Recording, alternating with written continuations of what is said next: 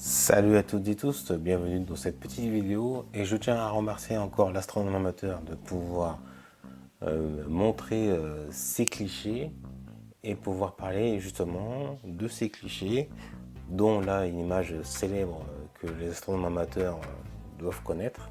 Ce sont les piliers de la création.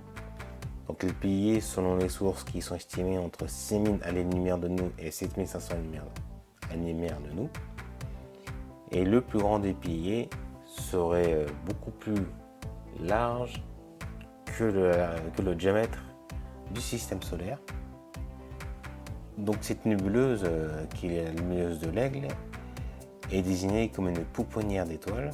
Donc on ne sait pas la quantité, moi en tout cas j'ai pas été vérifié dans les sources le nombre de quantités d'étoiles qui auraient pu naître ou qui sont en train de naître.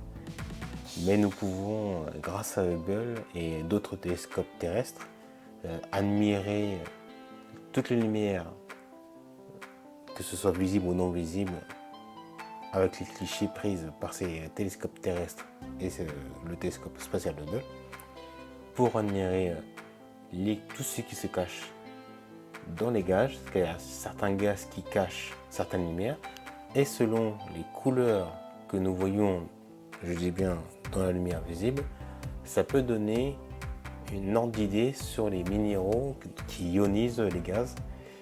Et par contre, pour tout ce qui est lumière non visible, donc que ce soit en ultraviolet ou en infrarouge, ça peut donner un autre registre pour les astronomes, donc sur les recherches sur cette nébuleuse déjà qui est énorme, qui est immense, dont il me semble qu'il y a aussi la nébuleuse de la Carène qui n'est pas très loin, ou ça en fait partie, en tout cas au niveau de leur voisinage elles sont très proches, et où il y a également aussi peut-être moins célèbre parce qu'on en parle beaucoup moins, mais le doigt de Dieu.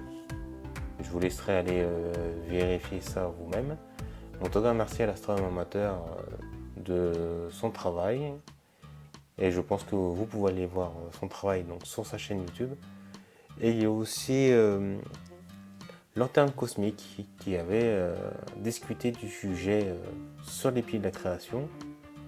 Et il parlait aussi de la possibilité que, vu la distance de l'image que nous percevons actuellement, peut-être que actuellement les piliers ne sont plus du tout aux piliers que nous voyons, que ce soit en lumière visible et non visible, et peut-être qu'ils ne le sont plus du tout.